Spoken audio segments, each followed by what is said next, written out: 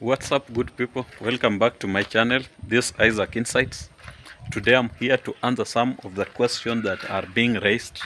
So good people, today I'll be kinda short because I have been busy all day and I feel that I also need some rest, but I felt it's also better I answer some of these questions.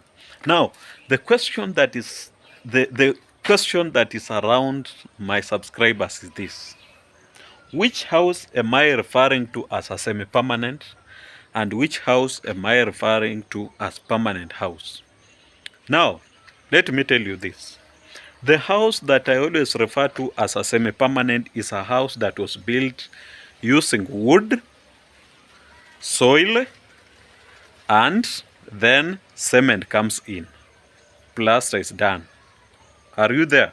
That is how a semi-permanent is built. And I think when I was with Kevin, he gave us the breakdown of how semi-permanent is built.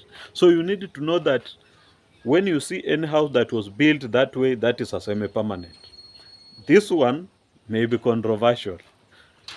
Let it be controversial, but let me also tell someone that a house built with bricks, stones, and blocks is a permanent house. And in our language, in their language, they call it Paka house, meaning permanent house. So, good people, the reason why I felt this one will be controversial is we have different people from different places who think that a house built of uh, a house built of bricks is a semi-permanent. A house built of bricks is not a semi-permanent. It's a permanent house. In fact, it can be good than these stones. How do you call it? Ndarugu, machine cut stones. The reason why I feel so is this. Maybe you have seen this somewhere. Or let me start giving reasons why I believe bricks is a house made of bricks is a permanent house. The procedure of building a house made of bricks is similar to building a house made of stones and blocks. The procedure is the same. We need a foundation, a strong one. Then we need a wall, strong one, lintel, strong one, then wall plate, then roof. Then after that, we do the plaster. I think I've answered that question. That is the reason why a house built of bricks is always classified as a permanent house. Now come here again. I want to tell you something that someone somewhere has never told you. Wherever you are, I want you to know this from today. As much as bricks is just a burnt soil, it's always in one way or another is good for your house than even these machine cut stones. This is the reason. Maybe you have encountered this. Maybe you have seen this somewhere. I know this house can be considered to be weak, but it is not weak. In some places, or I can just be direct and tell you where I come from. Here in Western Kenya, Western part of Kenya, and even leave alone Western part of Kenya, foundation can be built using bricks. I know people will argue.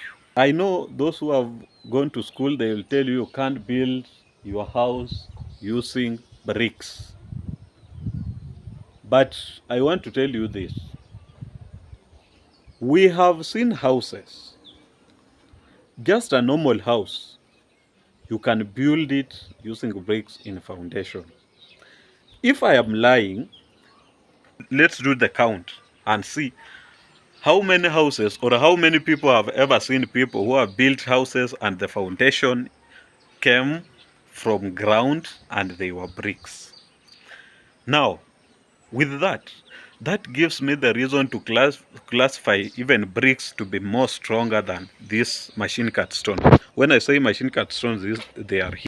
These stones cannot be used for foundation because they have poor drainage. This is one thing that no one has ever told you. And that's why bricks can be used in foundation, but these ones cannot. If you happen to, you can see the results. Maji kidogo tu hapo inapanda ukuta inapanda ukuta. Lakini hapa juu kuna ile mawe ya foundation yenyewe hapo, unaona si hiyo maji inazuiwa haipandi. Lakini hapa maji kidogo inapanda ukuta. Now you can imagine this your house. Na nashoot hii video jua ikiwaka so that msikae ni kama mimi ninaangusha bei ya hii mawe. But now this is my advice. This is my advice. If you have money, don't go with those machine cut stones. Go with blocks. These are blocks. The reason why I'm telling you that is this. You will not have that stress of looking for foundation stones. Blocks can be used for foundation. Reason being, they have good drainage. And ensure you get good blocks. Don't just go and pick any blocks. We have the ratio that is used for blocks. When preparing blocks, it's always a ratio of 1, 3, 6. 1 cement, 3 wheelbarrows of quarry dust, and then 6 wheelbarrows of sand. That is how these blocks are made, and they can be used in foundation. Lakini hii andarugu hii haiwezi tumika foundation kwa sababu ukijaribu nyumba yako itakuwa baridi. Maybe you are living somewhere and that house was built with machine cut stones. Do you know the reason why with the little rain your house is very cold? Do you know why? The reason is simple. Once with little water, those stones hold on water. Maji haiendi, inabaki tu imegwamilia. It's like wale watu wa kukasirika, yani mtu tu hata kitu kadogo kashamkashirisha na anafura kwa nyumba wiki mzima. I'm not talking about your besties. So msinirushie mawe, but that is the state, and that is just a fact. Do this research. I want you to do this research, and you will agree with me that the best way to build your house, if you have money, try and use these machine cut stones. However, if you want to use, I said blocks. If you want to use ndarugu, my advice is this: ensure you do plaster. If you don't do plaster, believe me, in case of any little rain, hiyo nyumba itakuwa baridi. Na mimi nimeokota statistics. Ani naweza kaa tu fala kidogo, lakini nimeokota statistics. Let me start with you. Let me ask you, how many of you, your houses are cold? Do you know why? They are cold because these stones, let me use our house, the way I stay, this apartment. Is this apartment or a ghetto? But those people on this side, where the house was built with blocks, their house are not cold. But those people on this other side, let me just go. Those people living in these houses on this side, because I'm on that side, that's why I'm giving you a living testimony. As here, when you look at this house, on this side, there are stones, machine cut stones, and this other side machine cut stones. So in case of any little rain, sisi lazima tu tusikie baridi. Na si ati sisi hapa ni pipeline mali magorofa zimejaza zikajaza. Si ati ni hivyo. Lakini ni kwa sababu hii mawe mvua ikimwagikia tu, ikitoka tu ipige hapo, hiyo stone haiachilii maji, ina hold maji hivi. Hiyo ndio sababu nyumba yako ni baridi. Lakini ukifanya plaster, ukijenga na hii mawe na ufanye plaster, hautasikia baridi. Your house will be okay. Na wapea siri, Hakuna mtu atawapea hii siri. Nimewapea hata nikawaonyesha hapa. Mahali tu hii vitu inapata maji kidogo, na kwanza hiyo maji huwa inapanda juu, haiendangi chini.